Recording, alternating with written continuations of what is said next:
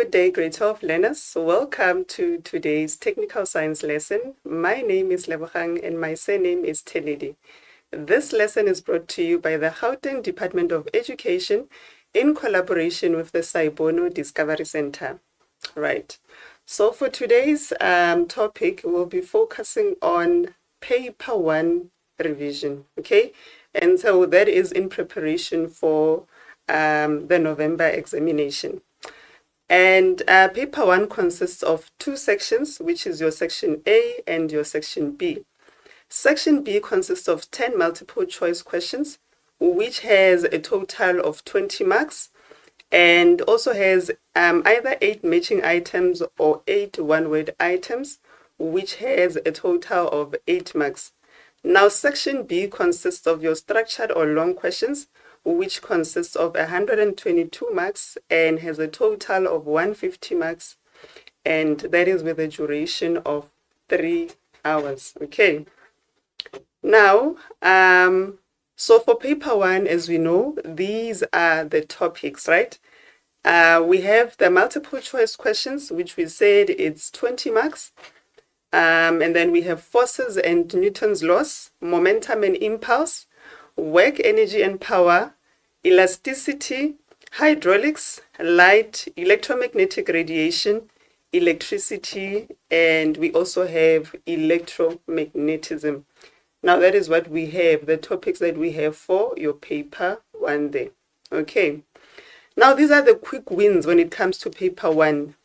Remember definitions. When you write your definitions, you are going to write definitions according to the examination guidelines. So by now, you should know how to define according to the examination guidelines. And then it says all long questions in section B will require you to remember a definition or 2. These are easy marks. So in all those long questions, remember definitions are about what? About 2 marks there. So if you know a definition for a long question, then definitely we are going to score some marks there. Then the importance of the data sheet and how it relates with definitions, theories, laws, and principles. So make sure that you know and you understand the data sheet for each topic of the examination. Then we also have your routine calculations, which carry what? Which carry 3 marks. And with your routine calculations, we are saying that you need to copy and paste the formula as it is from the formula sheet. So you are not going to use your own knowledge and say, but I think that this is how the formula should be. So you copy and paste the formula. Then correct substitution, very important. So after you have copied and pasted the formula, then you need to do what? You need to do a correct substitution. Very important. This is paper 1. So make sure that you know all your conversions. If you need to convert, then you need to do what? If you have to convert on a certain question, then make sure that you know all the correct conversions. And then from there, you are going to do what? You are going to write the correct answer. And that correct answer needs to include what? It needs to include a unit and what? And direction. Okay. But if they just say that they want the magnitude, it means that they want the size. Magnitude is the size, so it means that they only want the answer, but with no what? With no direction. So remember, if you are going to write an answer with no unit, then definitely there will be no marks there for you. So make sure that you know all the correct units for the various topics that we have. Okay. Mathematical skills, the use of mathematical formula that is provided in the data sheet. Scientific notation. If, for example, you have an answer that is 0,00 something, definitely you need to change that answer into what? Into scientific notation. So for the examination, please make sure that you know the calculator that you are using. You are not struggling with changing from what? From decimals to scientific notation, because definitely you will be required to change your answers to what? To scientific notation. So remember, at the end of the answer, you then round off to what? To 2 decimal places. Conversion of units, definitely we spoke about that one. And then if we have vectors, we must remember to put what? To include direction. If they say just write the magnitude, then there is no direction. Interpretation of graphs, very important as well. Know how to interpret your graphs. But remember also for the graphs, what we have is that if we have the what? If we have whatever graph that we can have, let's say we have V and I there, just remember that for the graphs, the change in the y-axis divided by the change in the x-axis, which is the same as what? Which is the same as V over I. What is it that we'll be calculating? We will be calculating the gradient. So say, for example, you are given this kind of a graph now, V over I. V over I, what does it represent? It represents what? The resistance. This takes us back to what? This takes us back to Ohm's law. So if you have this kind of a graph, then definitely you know that you will be calculating the what? The resistance. So change in y divided by change in x, it gives us the gradient of the graph. So for example, in the exam, they might say calculate the resistance. They might not say calculate the gradient. So you know that the gradient of the graph will give you the resistance. How do you calculate the gradient? So the gradient, remember we said change in y divided by change in x. So it will be the y2 minus y1 and then x2 minus x1. So from there you find the what? From there you find the two coordinates or the 2 points that you can use from the graph. Okay? And then you calculate your gradient. That gradient will therefore represent your resistance. So know how to interpret the graphs. Okay? Then what we have here is, okay, electromagnetism. It says here electromagnetic induction. These are the definitions that you should know. Magnetic flux, Faraday's law, Lenz's law, transformers, generators, and what? And motors. So of course, with the definitions of generators and motors, you also need to make sure that you know the difference. To say one is the conversion of what? Electrical energy to mechanical energy, and the other one will be mechanical energy to electrical energy. So know the difference between the two. Then number 2, right hand rule, left hand rule. Know which hand you must use for both the generators and both the motors. And then we also have the energy conversions, like we said, which one is electrical energy to mechanical energy and vice versa. And then the principles, which principles do they use? How a generator and motor works, how to induce current. To induce means to what? How to produce current, and the functions of all the components that we have there. So that is what you're expected to know, and that is according to the examination guideline. And then also know the examples of generators, motors, and what? And transformers. Then again, you're expected to know the graphs of voltage versus time and current versus time for an AC circuit. Again, you must also make sure that you familiarize yourself with the formula sheet and what you are required to know in terms of what? Electromagnetism. Okay. So just a quick reminder, generators, they convert what? They convert mechanical energy to electrical energy. That is what you should know, because definitely this one, if it does come out in the examination, you are getting your 1 mark or your 2 marks there. And then motor, it converts what? Electrical energy to mechanical energy. What is the principle of generators? What principle does it work on? It works on the principle of what? Electromagnetic what? Induction. What about motors? The principle of the motor effect. Generators, what do? They produce current. And then what about motor? Motors, they use the current. Then let's talk about the hands. Which hand are you going to use for generators? You are using the right hand rule. Which hand are you using for the motor? You're going to use the left hand rule. So how is this going to help you? This is going to help you when you want to determine the direction of the coil. To say the coil is going to move anti-clockwise, or it's going to move what? Clockwise. But if you're going to use a wrong hand, say for example you have a motor and use a right hand, then definitely you are not going to get what? The correct answer. So ensure that you use what? the correct hand for generators and the correct hand for what? For the motors as well. Okay. Then induction of current. Induction of current is just the production of current. Okay. So let us have a look at the two diagrams here. We can see that we have the North Pole and the South Pole, the North Pole and the South Pole, and that we also have a coil in between.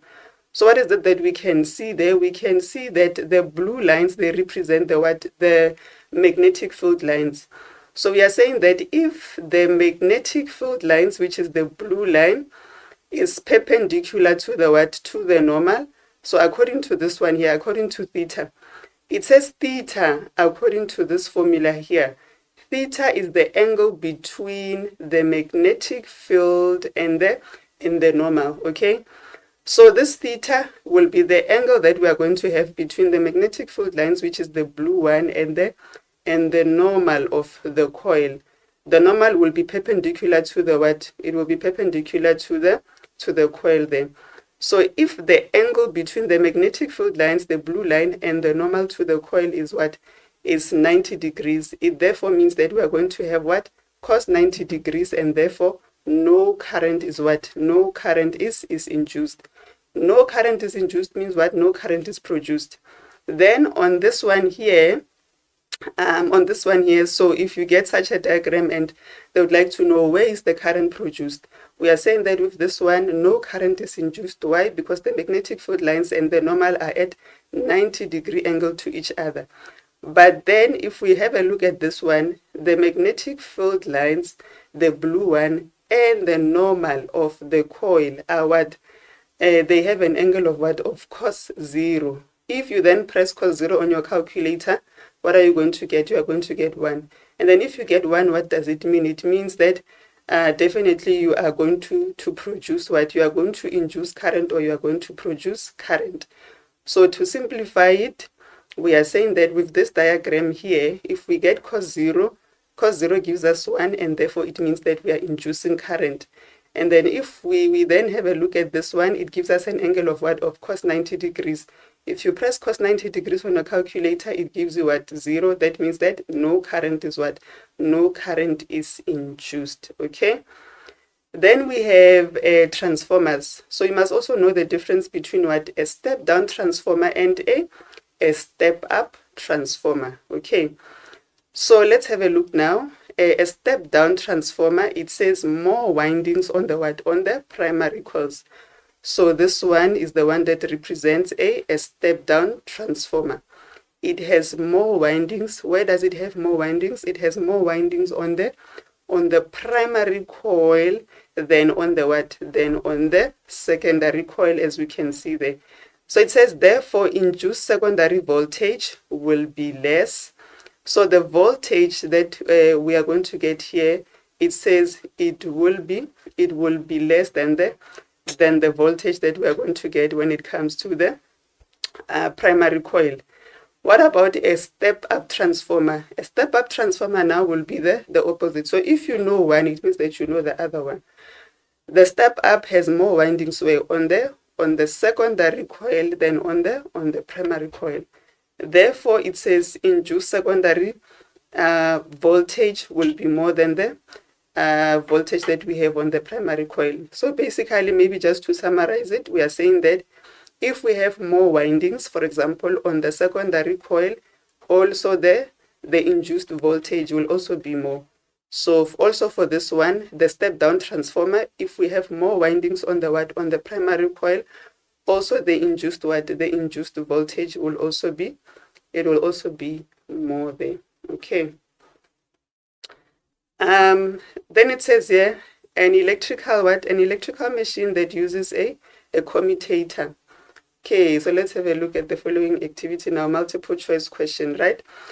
An electrical machine that uses a commutator split ring and converts what? And converts mechanical energy to electrical energy. Okay, so firstly we need to know which one is it going to be, so that we can then eliminate the answers that we do not what? That we do not need. Okay, so let's have a look now. Firstly, the first clue that we have there is that we have what? A split ring commutator. What do we know about a split ring commutator? A split ring commutator, we can only have it in terms of what? In terms of the DC, but we cannot have a split ring commutator in terms of the what? Of the AC. So definitely it means that we can then cancel the distractors. So that will be letter A and letter what? And letter B, because both of them are what? Both of them are AC and AC.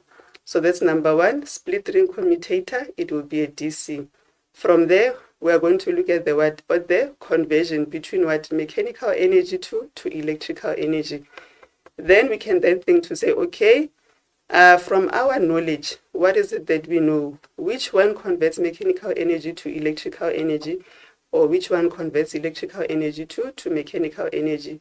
So definitely then it means that the one that converts mechanical to electrical will be what? It will be the DC what? The DC generator. So again, what is it that you do? Then you can then cancel the DC motor. So it means that the only answer that we have there will be what? It will be a DC generator. So that is how you do it as well. You remove the answers that are completely wrong, and then from there you move on to the two answers that are almost correct, and then from there you finalize by looking at the what? At the statement again, to now say, okay, what is the definition, or what definition are we given in terms of this? So we can see that it's a generator, so therefore that is why it is going to be the correct answer there. Then it says, study the diagram of the DC motor shown below, answer the questions that what, and answer the questions that follow. So again, remember, when it comes to definitions, we are going to define according to the what? According to the examination guideline. So the first one says, define an electric motor. What is the key word there when it comes to an electric motor? The key word will be a device, okay? So you cannot just write the definition and say it converts what? Electrical energy to what? To mechanical energy. You need to start with the word a device. That is the key word. That is where you are going to get a part of your marks as well. So a device that does what? A device that converts electrical energy to mechanical energy, okay? So that would be the correct definition according to your examination guideline there. Name one characteristics that makes this a what? That makes this a DC motor. So we had spoken about this one now, to say that when we have a DC, whether it's a DC motor or a DC generator, what is it that we are going to see or to have there? It has a what? It's going to be a split ring what? Commutator. And it's not a slip ring. When it's a slip ring, it is when you have two rings, okay? So know how to differentiate between the two. But when it is just one ring, that is what? That is split into two. Make sure that you write what? A split ring what? Commutator. But when it's the two rings, then we can call it what? A slip ring. So now know how to differentiate between the two, okay? So split ring commutator, and then state whether the coil will rotate what? Whether it will rotate clockwise or anti-clockwise. Assume that the coil is observed from point what? From point O. So remember, we said that for you to be able to do this question, what is it that you are going to need? You are going to need to use the correct hand. Remember, we have the right hand and the left hand. If we have motors, what are we going to use? The left hand. If we have generators, we are going to use the right hand. And then from there, what are you going to do? From there, you are going to determine the what? You are going to determine the current direction. How does current move? It moves from the positive terminal to the what? It moves from the positive terminal to the negative terminal, okay?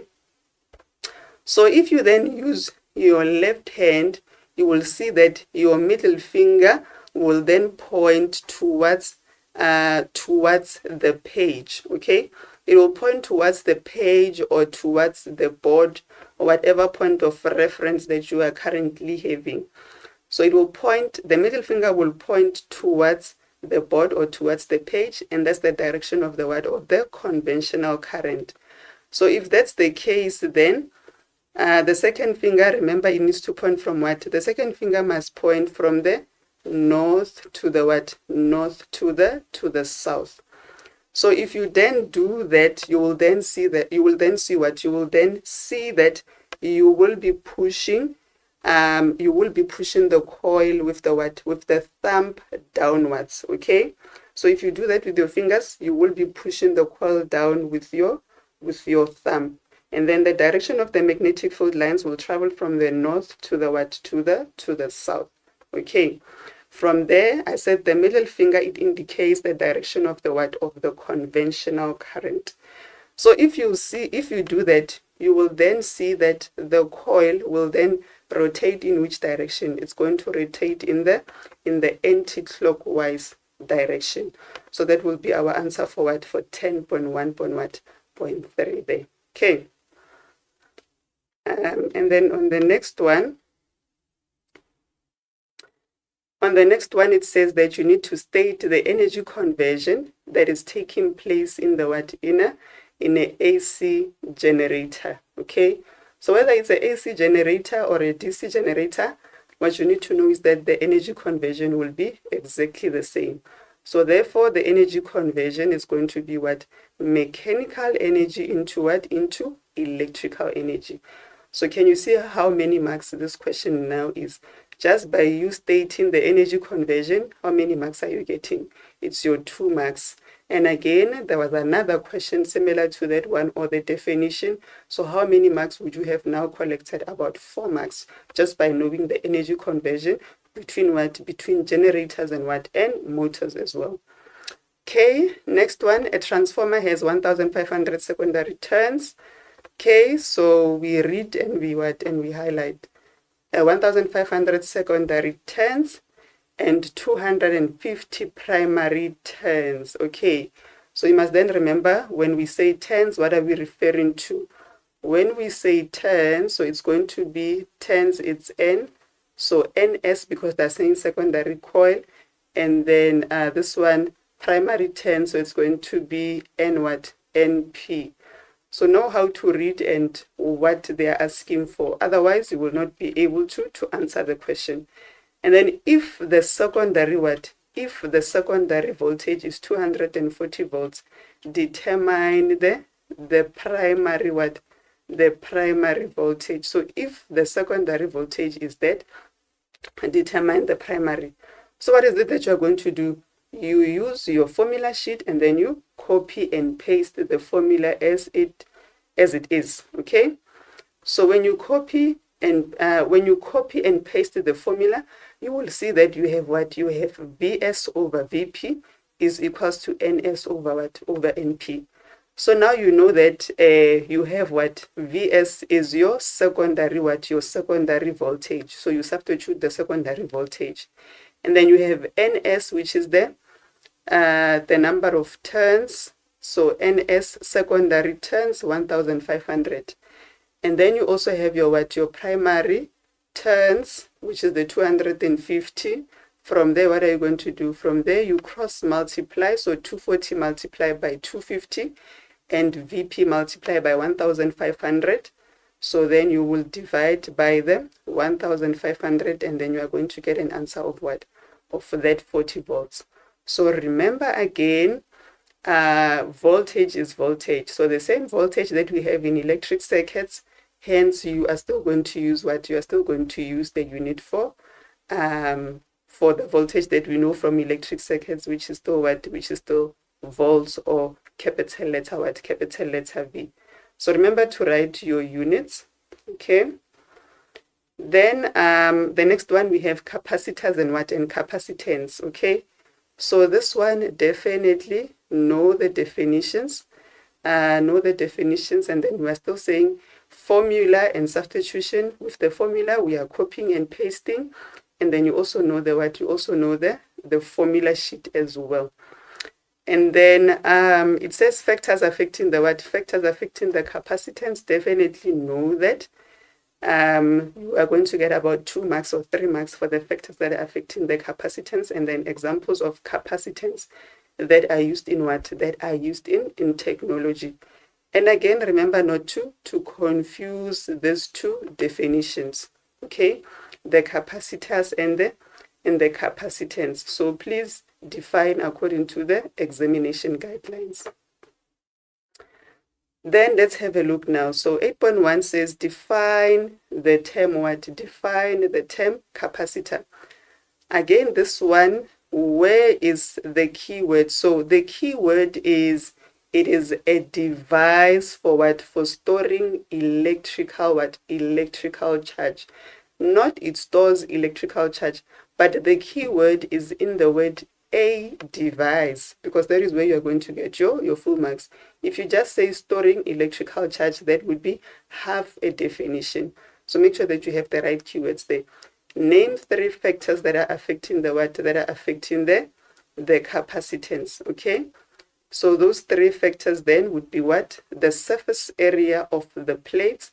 So if we look at this one here, it says the plate area. So if you look at the plate area between this one on the left and the one on the right, the greater the surface area, the more the capacitance, okay?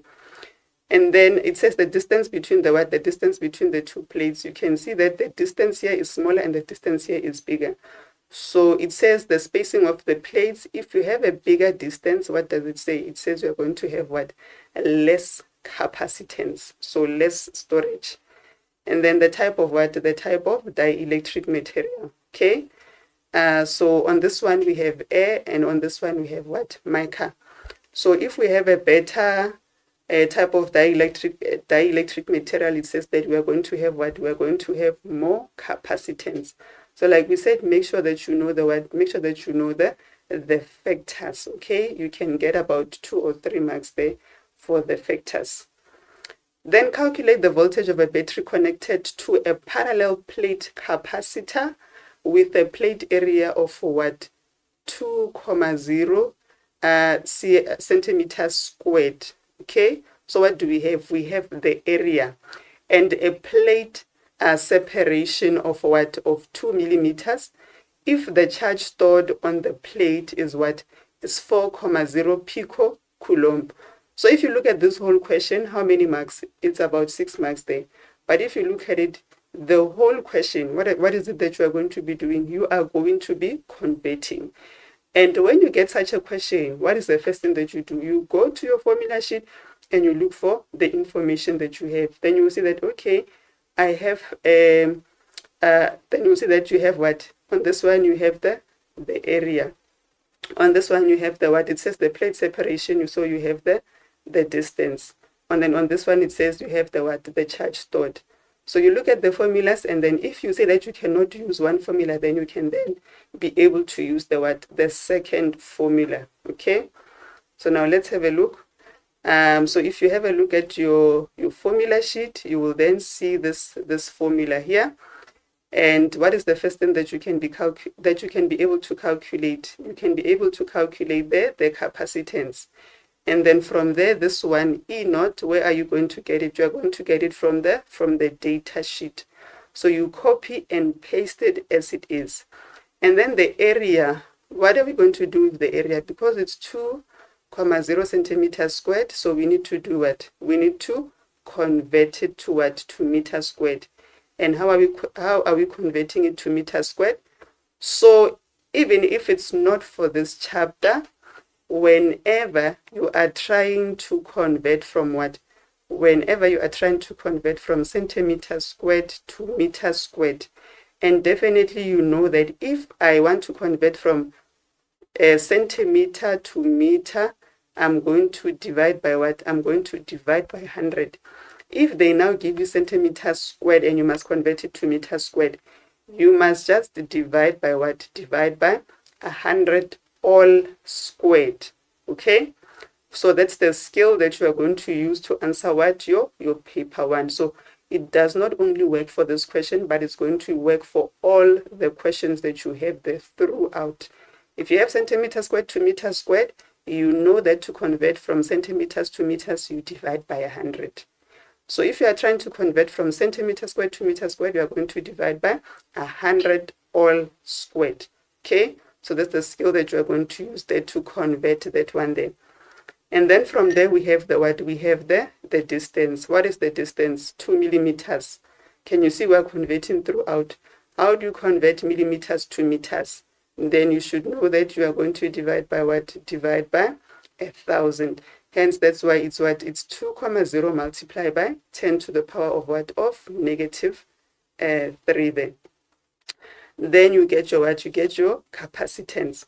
But now the question says calculate the what? It now says calculate the voltage. So it means that we're still not done. We just have the capacitance there. But we still need the what? We still need the voltage.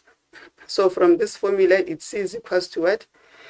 Q over V.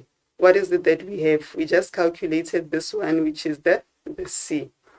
But for the what? For the charge, we have it as 4,0. So definitely, can you see this time? They didn't write it out in what? In symbols, but they wrote it in words. So when they say pico, then you know that we are going to multiply by what? By 10 to the power of negative 12. So know all those conversions.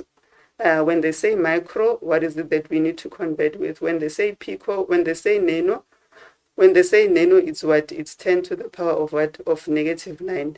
When they say pico, it's 10 to the power of what? Of negative 12. When they say micro, it's 10 to the power of what? Of negative 6.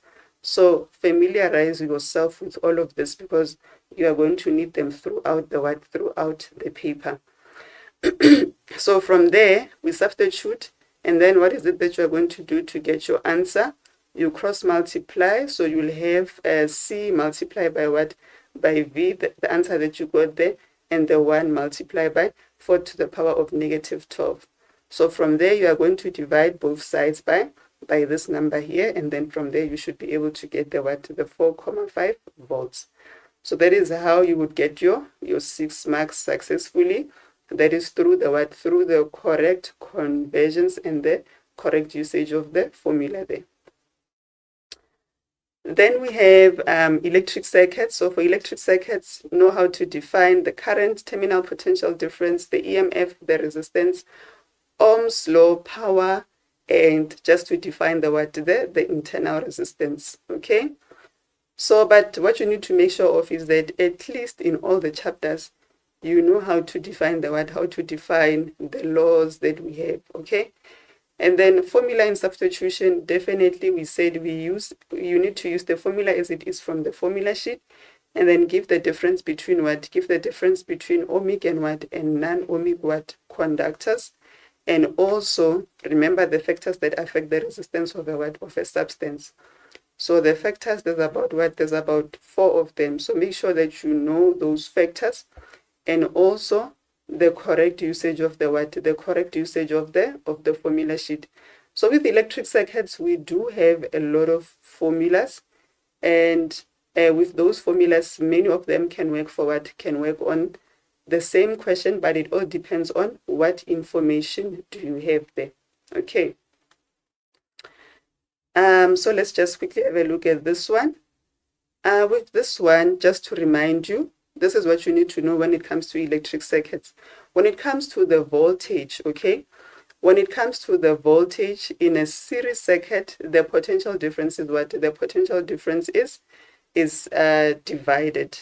Hence, that's why we are saying that when you calculate it, then you are going to have what? You are going to have Vt is equals to V1 plus V2 plus V3, depending on how many of the voltages do you have. So maybe this is like V1, V2, and V3.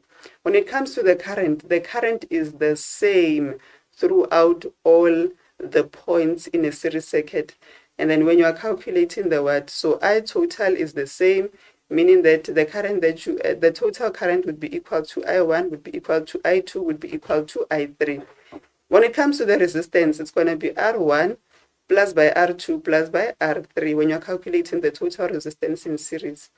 But when it comes to the parallel circuit, what is it that we have? We are saying that the potential difference is what is the same at all the points, meaning V1 V total is equals to, so if this is our V total, it will be equal to what we have for V1, what we have for V2, and what we have for V3. And then with the current, we are saying that I total. So if this is our I total, it would be equal to I1 plus I2 plus by I3. So the current is what? The current is divided. And then if you are calculating the total resistance in parallel, this would be the formula that you would use. Okay. So learners, I'm going to ask that we take a 1 minute break, learners. 1 minute break.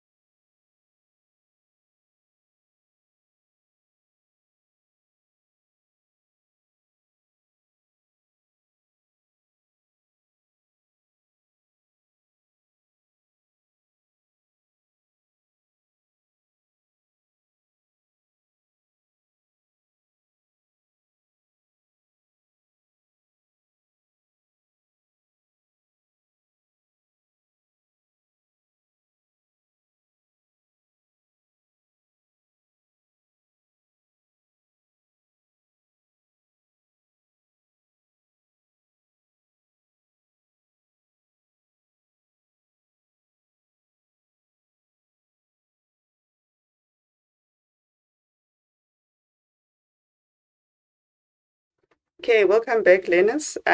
So as we were saying, so just know the difference between what? Know the difference between the series circuit as well as the parallel circuit. In a series circuit, the potential difference is divided by the current is what? Is the same. But in a parallel circuit, the potential difference is the same, but the current is what? Is divided. So just know the difference there. Then let's have a look at this one. It says the circuit diagram shows 3 resistors connected to a battery with negligible internal resistance. So with a very small, so negligible with a very small internal resistance. So how many resistors do we have? It says we have 1, 2, 3 resistors. 2 resistors of what? Of the 6 ohm and the 10 ohm are connected in series. So they are even giving you a clue. They're even giving you what? They're even giving you direction. So these 2 are connected in what? In series. Then it says this combination is connected in parallel. So these 2 are connected in series, but the combination of the 2 are connected in parallel to a 4 ohm resistor. It says which is functioning at a power rating of what? Of 36 watts. Okay, so we are given power. We are also given the 4 ohm resistor, and definitely we are told that these 2 are connected in series. So the 6 and the 10 are connected in series, but the 2 are therefore connected in what? In parallel to the 4 ohm. But in case if you did not know, then you can also check the conventional current to say that it's going to flow from the what? From the positive terminal to the negative terminal. So you know that when the current gets to this point here, some of it will be split to go to the 4 ohm there, and some of it will be split to go to the 10 ohm and the 6 ohm. And then when the current gets to this point, that is where you are going to have the what? The total current again of the whole circuit. Why the total current? Because the 2 lines are connected in what? The 2 lines are connected in parallel. What do we know about a parallel circuit? The current is what? The current is divided. Let's have a look now. Define what? Define power in what? In words. So again, we define according to the examination guidelines. So it says what? The rate at which electrical energy is what? Is converted. And then calculate the following. It says the current that would be registered by the what? The current that would be registered by the ammeter. So in this case, it means that you go to your formula sheet and then you now check to say, okay, if I'm looking for what? If I'm looking for the current, I know that the current is represented by what?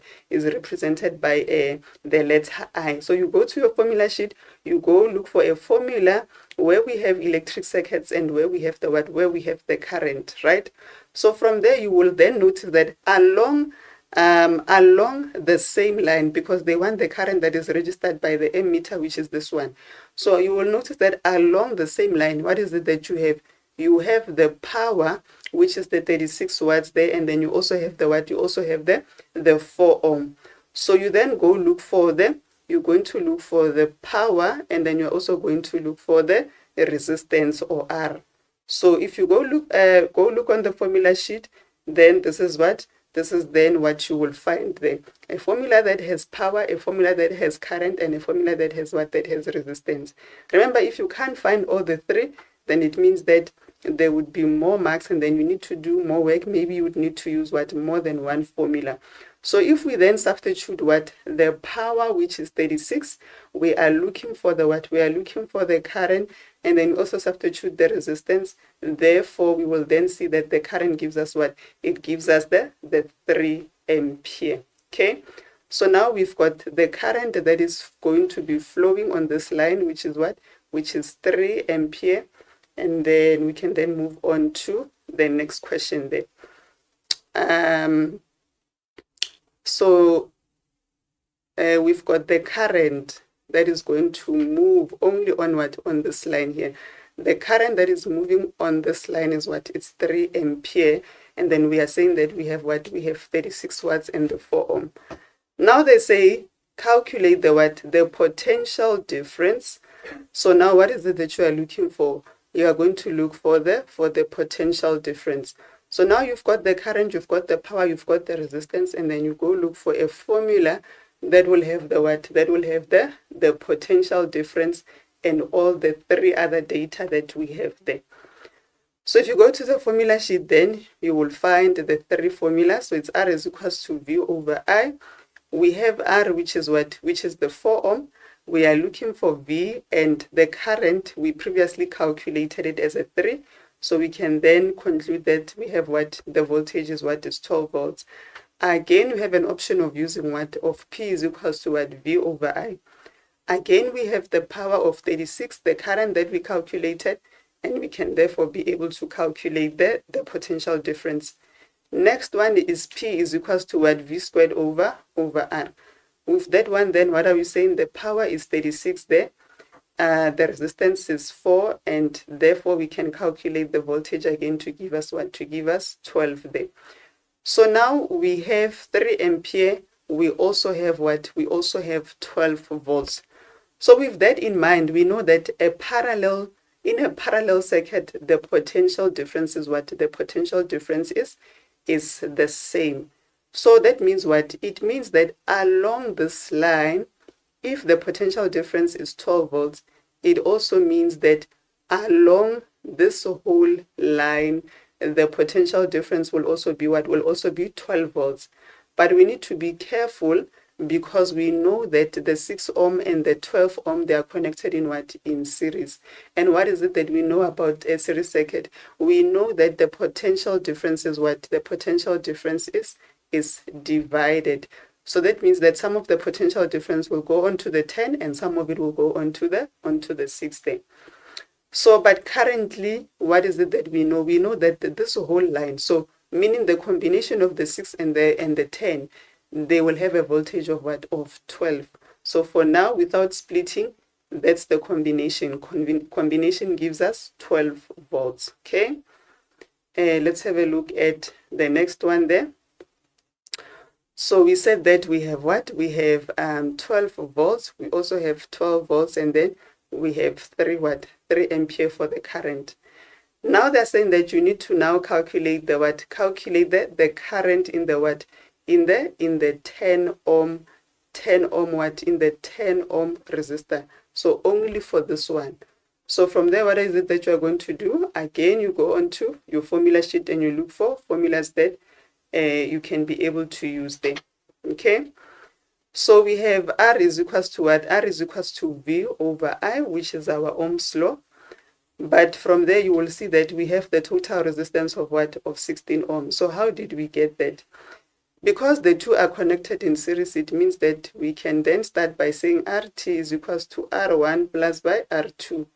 So what is R1 plus R2? It will be 6 plus by what? Plus by 10, which gives us the 16 ohm. So in that way, we are calculating the total what? The total resistance of this line. If we calculate the total resistance of that line, it gives us 16. We also have the total voltage, because remember these two, because they are connected in series, we cannot say that the 12 is only for the what? Is only for the 10. They are connected in series, therefore it means that the potential difference is what? Is divided. That is why we are not able to use it only for the what? Only for the 10. But if we did not maybe have the 6 ohm, we only had the 10, we could use it. But because it's two of them, we are saying the potential difference is what? Is divided. Hence, that's why we are calculating the total resistance and using it with the total potential difference so that we can get the what? So that we can get the total current where in this line, in this row of the 6 and the 10 ohm. But after we have the 0.75 ampere, then this is what we are saying. We are saying that the current in a series circuit is what? Is the same.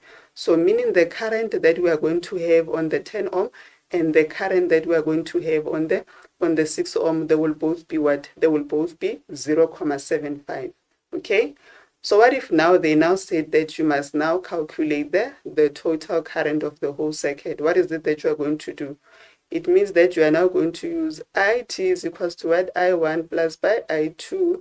So you will be having the what? The 3 ampere that you would have calculated on this line plus by the 0, what? Plus by the 0.75, which would give you 3.75 what? Ampere. So that is how you would then calculate it. So just make sure that you familiarize yourself with those types of calculations. Okay. So the next one that we have here is light. Again, make sure that you know the definitions: reflection, refraction, the critical angle, dispersion, total internal reflection. So the thing about light is that if you do not understand what the definitions mean, it also means that you are also not able to what? You are also not able to apply. So make sure that you understand the definitions, and that will help you to be able to apply and answer whatever questions that we have. Then definitely we said that you should know the laws of all the topics of by heart. Then be able to draw the ray diagrams, and then be able to mention the properties of the images that are formed by what? By a concave and a convex, and then the applications of convex and concave. So please go and have a look at all those applications that we have when it comes to convex and what? And concave. You could definitely score yourself some marks there. Then know the following for lenses: the principal axis, the optic axis, the focal length, as well as the what? As well as the focal point. So remember, actually with this one, they can ask you to do what? They can ask you to draw that particular lens for about what? For about 5 or what? Or 6 marks there. So but then if you are not familiar with the terms, then you will not be able to what? You will not be able to draw. So just familiarize yourself with the terms so that if they say that you must draw, then you are able to draw according to the right or the correct terms there. Okay. So we have total internal reflection, which is this one. Again, also make sure that you know the what? Also make sure that you know the labels to say that this one here is called the what? Is called the incident ray. Okay.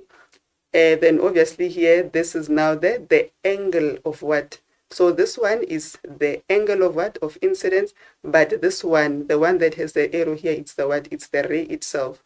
And then the one that is on the less dense, which is A, is therefore going to be called the what? The refracted ray. But the one next to it here is therefore called the what? the angle of refraction. So know when they say the angle and when they talk about the ray, make sure that you are able to differentiate. And of course, this one would be the what? Would be the normal, okay? Then the critical angle as well. Make sure that you know how to identify the what? You know how to identify the critical angle, which is which one? Which is this one here. So how do you know the critical angle? So according to definition, it is when the what? It is when this refracted ray now lies between the two mediums. So when you have this one here, and it lies between the two mediums, you are then going to get what? You are then going to get the critical angle. Then total internal reflection, which is this one, it says when the angle of incidence, okay, is greater than the what? Than the critical angle. So this is the critical angle. So when this angle here, when this one here is greater than which one? Is greater than this one. It says that so when the angle of incidence is greater than the critical angle, the ray of light reflects into the what? Into the original medium. So the ray of light, where was it when it was on the critical angle? It was in between the what? It was in between the two mediums. But then what happens? The ray of light, which is this one here, it is going to be reflected into the original medium. What was the original medium? The original medium was denser, okay? So it was denser, and then we had the refracted ray. Then we had the what? The critical angle, whereby the refracted ray was now lying between the what? Between the two mediums. And then what happened? It then got reflected back where? It then got reflected back into the original medium, which was what? Which was denser. So remember, I told you that if you are not able to use the word, if you are not able to understand the definitions for this chapter, it will be difficult for you to apply. So just go back and make sure that you understand the definitions and you are able to apply. Then dispersion, it says the phenomenon whereby light breaks up into its component colors. So definitely when they talk about dispersion, what is it that you are going to think of? You are going to think about what? Roic beave. Okay, your roic beave. So whereby this is red, that's orange, yellow, green, blue, indigo, and what? And your violet. When they say dispersion, you write your roic beave. Roic beave means what? At the top, that is where you have your low frequency, longer wavelength, and what? And greater speed. At the bottom, that's where you have your high frequency, shorter wavelength, and less speed. So the most important thing, if you just know one, if you know the bottom is what? That is where we have a high frequency, then you can think about the relationship between the frequency and the what? And the wavelength. What's the relationship? They are inversely proportional. Okay, so if they're inversely proportional, it means what? If I have a high frequency, I'll have what? I'll have a shorter wavelength. And then from there, what's the relationship between the what? Between the speed and the wavelength? They are directly proportional because it says shorter wavelength and less what? Less speed. Then it says frequency of light stays constant irrespective of the medium in which it propagates. So very important, if you are asked what happens to the frequency, it says that it will stay constant irrespective of the medium. So whether you have a denser medium or a less dense medium, it says the frequency stays the same. So very, very important statement there. Then we said the wavelength is what? Is directly proportional to the speed, meaning when one increases, the other one increases, or when one decreases, the other one decreases as well. So let's have a look now. We said, what are we going to have for this one? We're going to have roic, what? Roic beave. So when you just see this diagram, you can be able to write your what? Your roic beave, and then you know that this one definitely is your red. So red, orange, yellow, green, blue, indigo, and what? And your violet. Okay, it says define what? Define dispersion. Okay, so it says define dispersion. Sorry about that. Let's see here. So it says the breaking of what? The breaking. So this is dispersion now. The breaking of white light. So we are breaking this white light into what? Into its component colors. What are those component colors? It's these colors that we discussed here. Okay. So definition, according to the examination guideline, which color is refracted the least, or which color is bending the least. That would be the red color there. Which color is bending the least? It would be our red color. So which color is bending the least according to the normal? Okay, that's not a very straight line, but according to a straight line, it would be the what? It would be the red color there. Then it says when light travels through the prism, its speed decreases, but its frequency remains constant. Explain why the frequency of light remains constant. Okay, so we spoke about this one. It says when speed decreases, the wavelength decreases proportionally. But it says explain why the frequency of light remains constant. So we said that the frequency will not change according to the what? It will not change in different mediums. But we can then talk about what? We can then talk about the speed and the wavelength to say that the speed and the wavelength are what? Are directly proportional. So when one decreases, the other one should also what? The other one should also decrease. But the frequency will not change. Okay. Then on the next one, it says the diagram below represents a plane mirror placed on the table. Use the diagram to answer the questions that follow. Okay, number one, remember we said that you should at least know all the laws of by heart. So it says state the law of what? Of reflection. It says when light falls on a plane surface, it is so reflected that the angle of what? That the angle of reflection is equal to the angle of what? So the angle of reflection is equal to the angle of incidence. So remember we said that with this topic, when you understand the what, when you understand the definitions, you will also understand the what, the application. So it says that when the angle of what, so that so it says that when light falls on a plane surface, it is so reflected that the angle of what, of reflection, this is the angle of reflection, is equal to the angle of what, is equal to the angle of incidence. Okay. Then they want you to provide labels for what? They want you to provide labels for R and what? And Q. So definitely the dotted line here, we know that it's going to be the what? It's going to be the normal. Okay. And then from there, if you understand the definition, it said what? So that it is so reflected that the angle of reflection, they said the angle of reflection, this is the angle of reflection. So it means that this one here would be the what? It would be the ray. So if that's the ray, if you understood the definition, it therefore means this would be the what? The reflected ray. Okay. If they ask you about this one, if they ask you about P, it would be the what? It would be the so this one would be the angle of what? This one would be the angle of incident. This one would be the incident ray. So the arrows, rays, and then in between here we have what? We have the angles. So do not confuse the what? Do not confuse the two. Okay. Then it says in the diagrams below, a ray of light moves from what? From medium 1 to medium 2. So it moves from medium 1 to medium 2, while the angle of incidence is gradually what? While the angle of incidence is gradually increased. Define the what? Define the term what? Critical angle.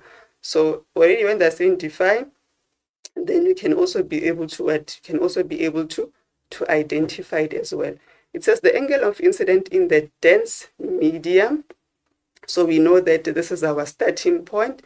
In the dense medium, such that the what? The refracted ray. So if you know the definition, you know the application. Such that the refracted ray just passes through the surface of what? Of separation between the what? Between the two mediums. So between medium 1 and medium 2. So that's the critical, that's the what? That's the critical angle.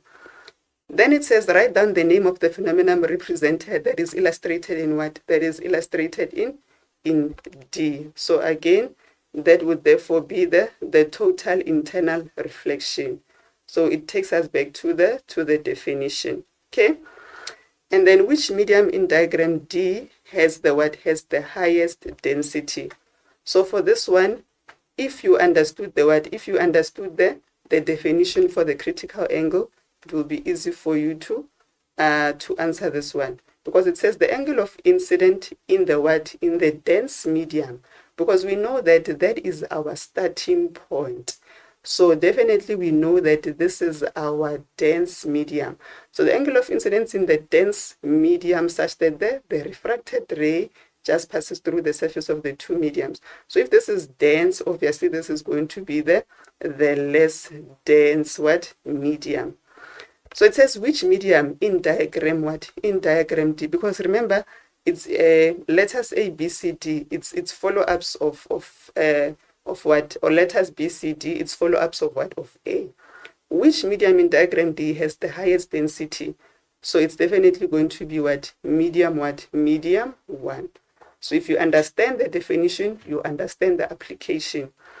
Then write only, okay, medium 1 or medium 2. So we said it's going to be what? Medium 1 according to what definition of the critical angle. So they are giving you assistance there. Then which angle of incidence in the diagram above is the what? Is the critical angle. So they're not even saying the ray, right? So it means that the angle will therefore be what? It will therefore be the I3. So we write that. So it cannot be I2, it cannot be I2, I1 and what? And I4, because this is the diagram. This is the letter C is the correct diagram for what? For the critical angle. Okay. Let's have a look at the next one. Draw a ray diagram to determine the position and the size of the image that will be formed when the focal point distance f for a convex lens is what? Is 30 millimeters, and an object with what?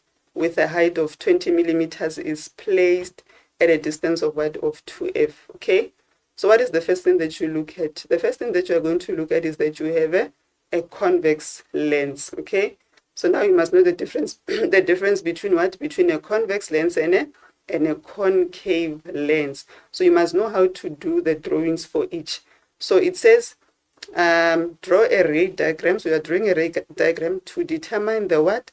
The position and the size of the what? Of the image that will be formed. Okay. So they want their position, number 1. Number 2, what do they want? They want the size of the image that you are going to form when the focal point distance f for a convex lens is what? Is 30 millimeters. And they also give you the measurements of the what? They also give you the measurements of the height. So please make sure that you practice how to draw, practice how to what? Make sure that you know you practice how to do the measurements as what? As well. Okay. So if they say f is what? If they say f is 30 millimeters, then you measure with your calculator, or you use the correct scale if in case the 30 millimeter will not fit. So if f is 30 millimeters, then if you double this one, it will also be what? 30 millimeters. And then what you have on the left, you must also have on the right, just like maths. So that means what? This side again, we are going to have what? 30 millimeters and 30 millimeters to get to what? To get to f to 2f. Okay. So it means that the total from this point to 2f, it will be what? It will be actually 60 millimeters, because it's 30 plus what? Plus by 30. So from there, what is it that you are going to do? They said the object must have a height of what?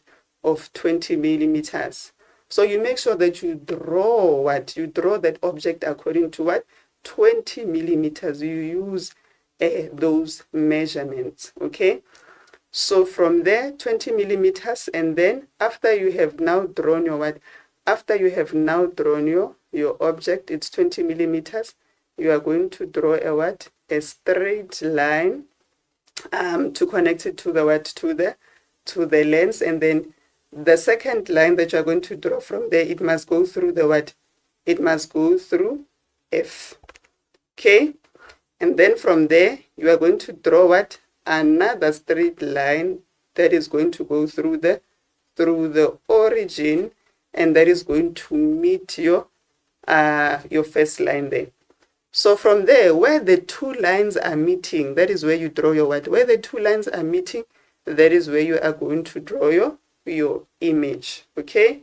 Because they said you must determine the position as well as the what? As well as the size.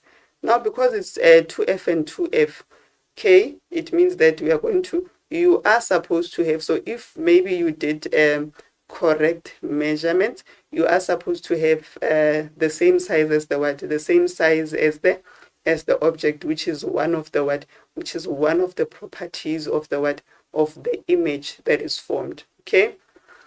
So make sure that you know the properties for all the lenses that we have. So remember, we've got a convex and a what? And a concave. So make sure you know the properties of the images that are what? That are formed there. Okay. Then we have electromagnetic radiation. Again, we need to know what? Define electromagnetic wave, define photons. What are the properties of electromagnetic waves? Very important. This one, make sure that you are comfortable with at least 2 or 3 of them. Just so that if they say give 3, then you're able to get your full 3 marks there. Okay, formula and substitution. Again, we take the formula as it is from the formula sheet. Uses of what? Uses of electromagnetic waves. So if you notice something about paper 1, for almost all the chapters, at least try and know 1 or 2 uses per topic. 1 or 2 uses per topic, because definitely you will be asked. So again, make sure that you familiarize yourself with the what? With the formula sheet. And this one here, please make sure that you Planck's constant. Please make sure that you know what is Planck's constant, you know where to find it, because you cannot afford to write what? To write a wrong value of something that is given on the what? On the data sheet. So please go and have a look at Planck's constant there. So electromagnetic spectrum summary. We said we are going to use this, so you can use whoever that you have in your class or somebody that you know familiar with. So in this case, I have used Refilwe Mukwena, who went for an intense visit in what? In Uganda to do X-rays and what? And gamma rays. So if that's the case now, R is what? So R and R Refilwe, so that's your radio waves. And then Mukwena is your microwave, and then I, so I is went for an intense visit. So the visit, it's your visible spectrum in Uganda, so that's your ultraviolet, to do what? X-rays and what? And gamma rays. So definitely they cannot catch you on this one. Just know these ones here, and this is the method here that you can use to remember. So whatever that we have on the top, it represents a lower frequency. If we have a lower frequency, then definitely we have what? Lower energy. Why? Because what's the relationship between the two, energy and the frequency? They are directly proportional. And then what's the difference between the frequency and the wavelength? We said they are inversely proportional. So that's why lower frequency at the top, lower energy, but a longer what? A longer or a higher wavelength. And then that's why at the bottom the frequency is higher, the energy is higher, but we have a shorter wavelength. If you just remember what? If you just remember the relationship between energy and frequency, they are directly proportional.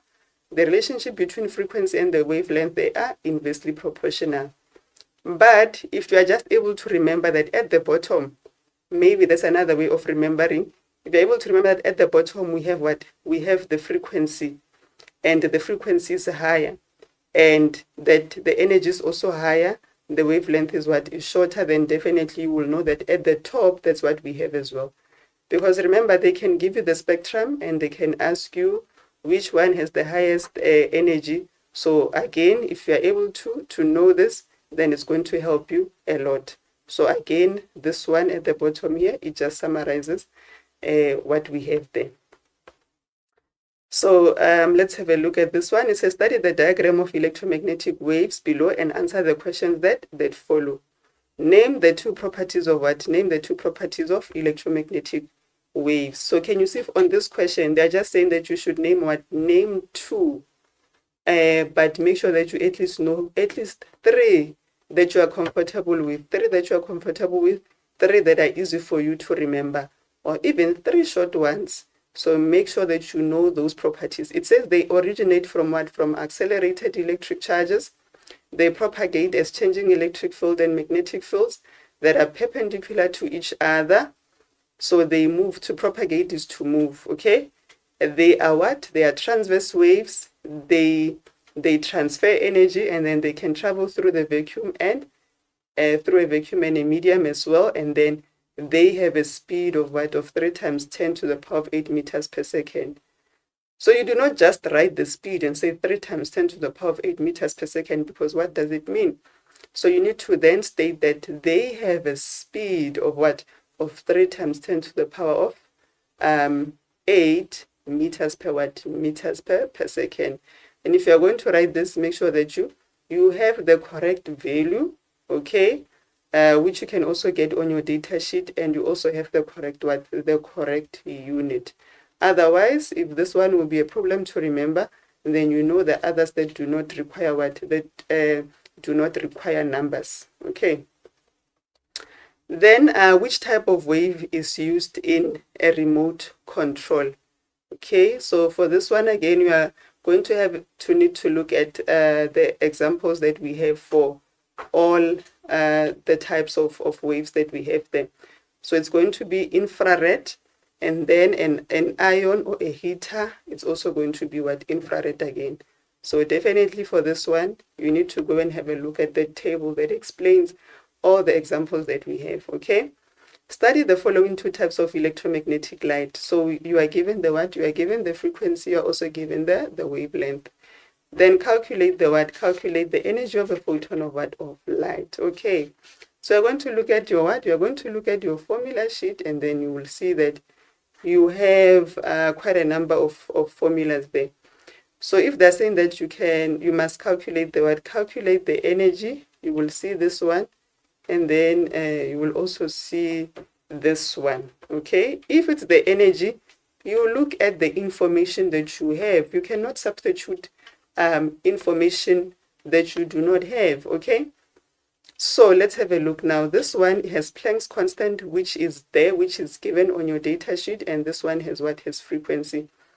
So this one, the question says calculate the energy of a photon of what? Of light 1. If you look at light 1 here, yeah, we are given the frequency, and then if you look at the second formula, Planck's constant, and the speed of light, and the what? And the wavelength. So definitely for number 1, we are not able to use what? We are not able to use a formula number 2, but we can only use formula number 1. So it's plug and play, copy and paste with the formula sheet, okay? Then what is it that we have there? Planck's constant, we have the frequency, and we can therefore multiply the two to calculate the what? To calculate the energy. Calculate the energy of a photon of light 2. Again, you check to say, okay, do I have Planck's constant? Definitely, because it's a constant and it's given on the data sheet. Number 2, do I have frequency? No, we don't have frequency. So we can move on to the second formula. Second formula, do I have constant? Do I have the speed of light? Yes.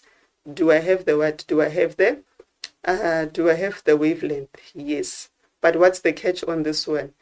You need to do a conversion, okay? So because it's nanometer, nm, it therefore means that you need to multiply with 10 to the power of what? 10 to the power of 9.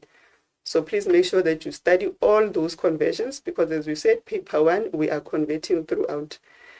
Then you substitute this one. Where are you going to get it? On your data sheet. Where are you going to get the 3 times 10 to the power of 8? On your data sheet.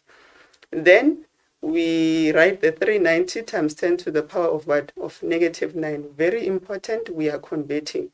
So from there we can get our answer as 5,1 times 10 to the power of -19. Then next we have what? Elasticity. These are the definitions that you need. Deforming force, restoring force, elasticity, perfectly elastic body, perfectly plastic body, and elastic limit. Again, remember we said what? At least make sure that you know each law per chapter off by heart. Make sure that you know how to define each law. We cannot emphasize this enough. At least know how to define each law per topic, okay? So formula and substitution for what? For stress, strain, and elasticity modulus, okay? So familiarize yourself with what? With all these formulas here. So your stress, your strain, and the elasticity what? And the elasticity modulus, okay? So even if you get to the exam and they do not give you a heading, for example, okay, please make sure that you familiarize yourself. You know that, okay, when I'm going to use this one, it's when I'm calculating my what? My stress. When I'm using this one, it's when I'm calculating my what? My strain. Okay, and then when I'm using this one, it's what? Elasticity modulus. So please make sure that you familiarize yourself with all those formulas, because that is where a lot of learners get to lose marks, because now they see this one here and they don't know what to do with it. Okay, so let's have a look.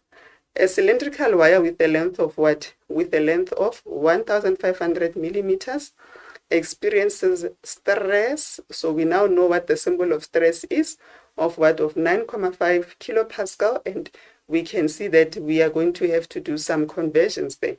And a force of what? Of 12 kilonewton is exerted on it. Okay, 5.2.1 says we need to calculate the what? The cross-sectional what? Area of the wire.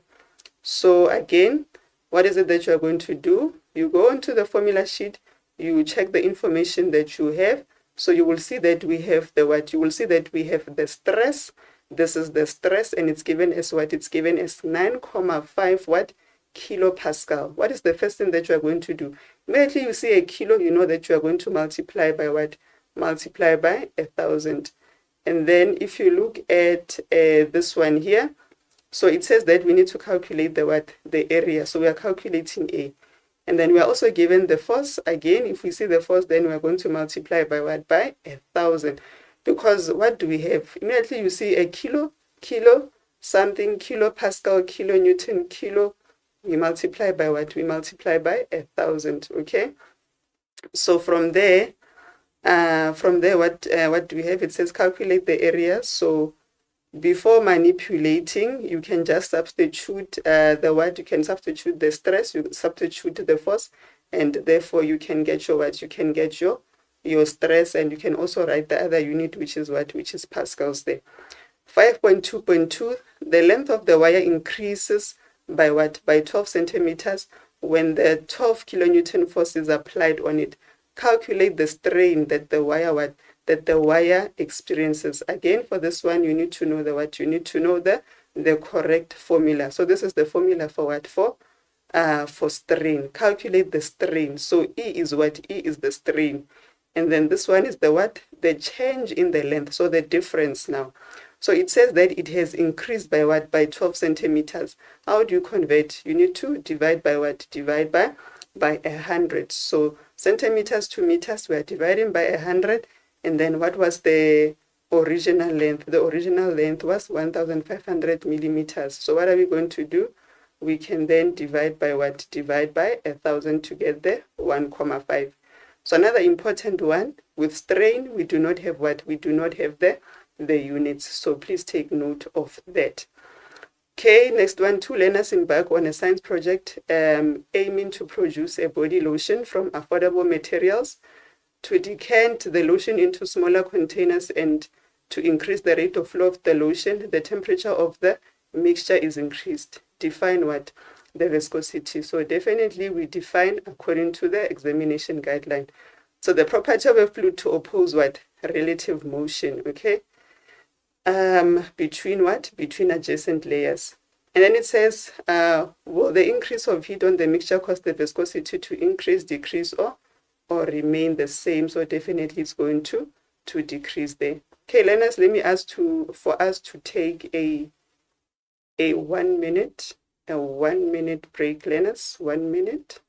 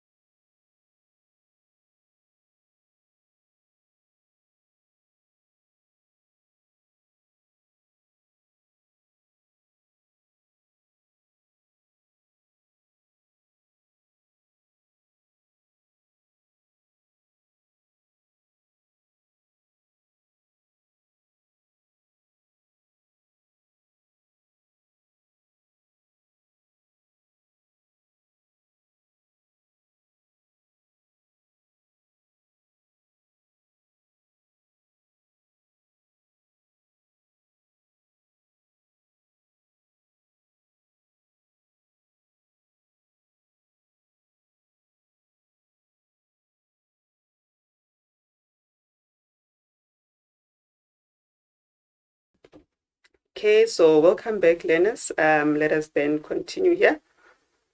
So we now have Newton's laws. So definitely we need to define what? We need to define the normal force. We need to define what? A frictional force. Know how to define a frictional force, acceleration, inertia, the mass, and the what? And the tension.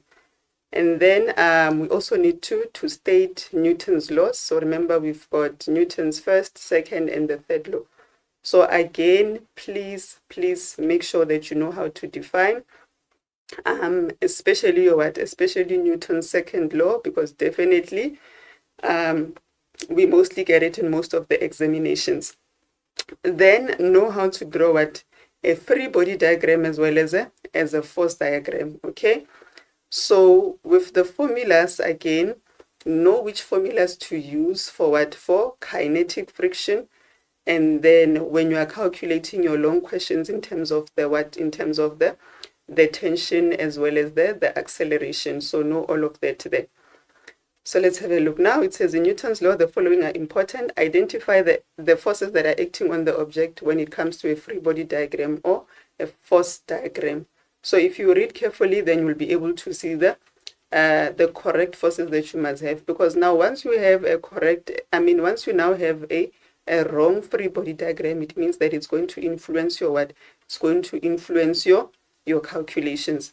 Underline keywords such as what? Such as a rough surface and also a smooth surface. Because definitely you know that when they talk about what? A rough surface, then you have friction. When they talk about a smooth surface, then you do not have what? Then you do not have the friction, okay? And then also when they talk about what? Constant velocity. So if they mention constant what? Constant velocity, then we know that the acceleration is what? The acceleration is 0. So pay attention to such things, and then pay careful attention to the what? To the mark allocation, because normally with free body diagrams, if they say it's 4 marks, then you are drawing 4 forces. If they're saying it's 3 marks, then you are going to be drawing what? 3 forces. If they're saying 2 forces, it's 2 marks. For questions involving calculations, if it's a routine, straightforward calculation, it's formula substitution and answer for 3 marks. And then again, you need to pay what? Pay attention to direction or vectors. And then multi-step calculations, it will be 4 marks or more, okay? This one we would like to emphasize on Newton's second law.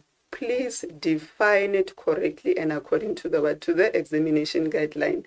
So it says when a net force F net is what is applied to an object of mass m, it accelerates in the direction of the net force. So this is not the definition alone. It needs to be accompanied by the green one there. It says acceleration A is directly proportional to the net force and inversely proportional to the mass. And please, this statement is very important. Do not confuse it. You need to write it as it is. Do not mix words around and put the mass first or whatever first. So please write it exactly the way that it is on your examination guidelines. And again, this one is a full definition of what? Of Newton's second law. So you're not going to write it up until this point. You write the full definition, okay? So then again, you make sure that you know the correct formulas that we need to use there in terms of what? In terms of Newton's laws. Okay, this one says 2 horizontal forces F1 and what? And F2 act on the same object which is on a horizontal surface. The resultant force on the object is what? Is 0. If the resultant force on the object is 0, then what does it mean? Then you need to use your knowledge there. So it says 2 horizontal forces, they are going to act on the same object. So if they're acting on the same object and the resultant, so F net is equals to 0, what does it mean?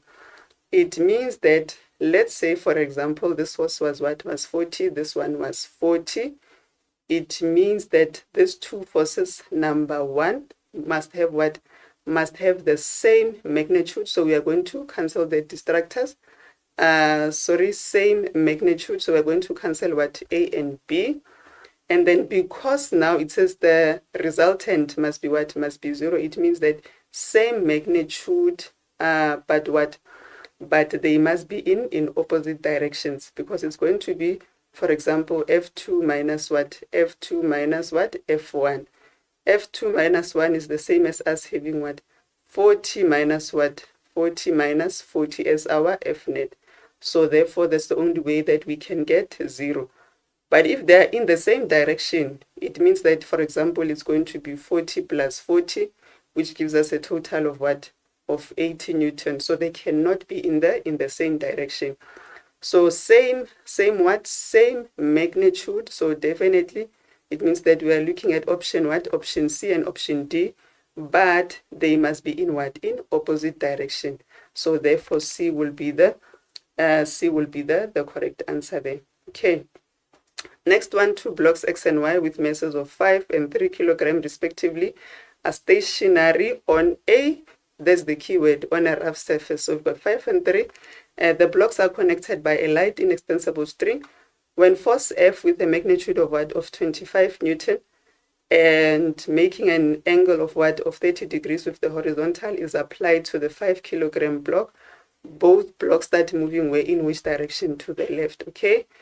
2.3.1, we are stating, we spoke about this one, Newton's second law, stated as it is according to the examination guideline. 2.3.2, draw a label free body diagram and identify all the forces that are acting on the 3 kilogram block. So there is your free body diagram, and then what is it that you are going to have? So you are going to have the normal force, it's 4 marks. So there's your 1 mark, then you have FG at the bottom, and then they said that both of them are on a rough surface. So it means that on the right we are going to have what? FK, and then on the left we are going to have what? FT. And please make sure that you use what? You use a ruler to draw your free body diagrams there. Then it says the coefficient of kinetic friction for blocks X and Y are what? Are 0,2 and 0,1 respectively. Calculate the magnitude of the normal force for X. So make sure that you know the different normal forces that we have for different scenarios. For example, for this one, it's Fn is equals to what? Fg. But this one, if it's a pulling force, normal force is equals to Fg minus Fy. That's for a pulling force. But if we have a pushing, it's going to be Fn is equals to what? Fg minus what? Minus Fy. So know the difference between the two there. So now this is what we have. Normal force is equals to Fg minus what? Minus F sine theta. So where did this one come from? We said we're going to have Fg minus what? Minus Fy. And then Fy gives us what? F sine theta. So from there, your Fg, you break it down, it becomes what? Mg, and then the Fy. So Fy, when we break it down, it becomes F what? F sine theta. So from there, we have the mass, which is the 5. We have G, which is 9,8. And then from the previous question, we had what? We had F, which was given as 25. And then we have sine what? Sine 30 degrees. And then we can therefore be able to get the normal force there. Okay. So for the normal force, we have it as what? As 36,5, and that is for what? And that is for block X. And then the coefficients of friction, we have 0,2 and what? And 0,1 for Y there. Okay. Next, the magnitude of the acceleration of the system of the two blocks. So what are we going to do? You can start with block X and say what? F net is equals to what? MA. But in order for you to be able to do this, then what is it that you are going to need? You are going to need your free body diagram. So if this one is for block X, what is it that we have? We have FT there, and then we also have FK, and then this one will represent the what? This one will represent the component, okay? But if you're not drawing a component, you're just going to be drawing what? A straight line there. So from there, F net is equals to what? F net is equals to MA. And then what is it that you're going to do when you do such a calculation? You look at the direction. If it's moving to the left, guys, you start with the what you have there on the left hand side. So it's going to be Fx minus what? Fx minus, so because Fk and Ft, they are on the same side, you are going to add them. So it's Fk plus by Ft, which is what? Which is equals to Ma. From there, what is it that you are going to do? You need to break down your Fx. So it becomes F cos theta minus, then from there you break down your friction.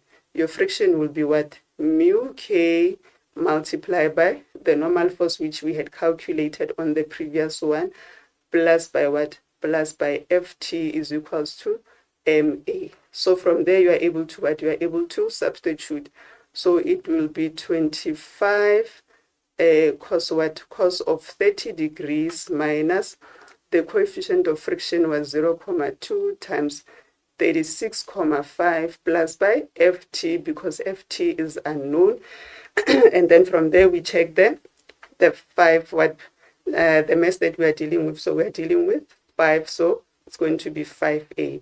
So from there you calculate, and then you make what? You make Ft the subject of the formula for x, and then you can then move on to y. With y you are going to have what? With y you are going to have Fn, and then on the right we have Fk. On the left we have this one here, we have tension, so Ft, and then we have the Fg at the bottom here. So again, you start with where it's going. Where is it going? To the left. And then which forces am I looking at, by the way? I'm only focusing on the horizontal forces. Horizontal forces. Okay, so just to remind you, when you have a component, you need to break down the component into what? Into its you need to break, when you have a pulling force or a pushing force, then you need to break it down into its components. So Fx will be one of the components, and then that means that up here we will also have what? We will also have a component of what? Of Fy. From there, when you do your calculation, you just focus on the horizontal forces. So if you have a pulling force like this, you will not be able to do a calculation until you break it down into its components. Very, very, very important. So when we deal with y now, it's going to be F net is equals to what? F net is equals to Ma. Then on the left, what is it that we have? So we start with what we have. It's Ft minus Fk is equals to Ma. Then we don't have Ft, but this one we can break it down to mu k multiplied by the normal force is equals to Ma. So from there it's Ft minus mu k. The normal force for an object that is not on a pulling force or a pushing force, the normal force is equals to what? Mg, which is equals to Ma. From there you know that the tension is unknown. The coefficient was 0.1. The mass is 3 multiplied by 9.8. The mass again is what? Is 3 multiplied by A. From there, you make Ft the subject of the formula. And then, so this will be equation number what? Equation number 1. This one will be equation number 2. From there, you can substitute 1 into 2 or 2 into 1. And you will therefore be able to get an answer of what? An acceleration of 1.43 meters per second squared. Okay, so learners, I would like to wish you all the very best for paper 1, and we are going to be ending here for today. Thank you for watching this lesson, and see you next time. Goodbye for now.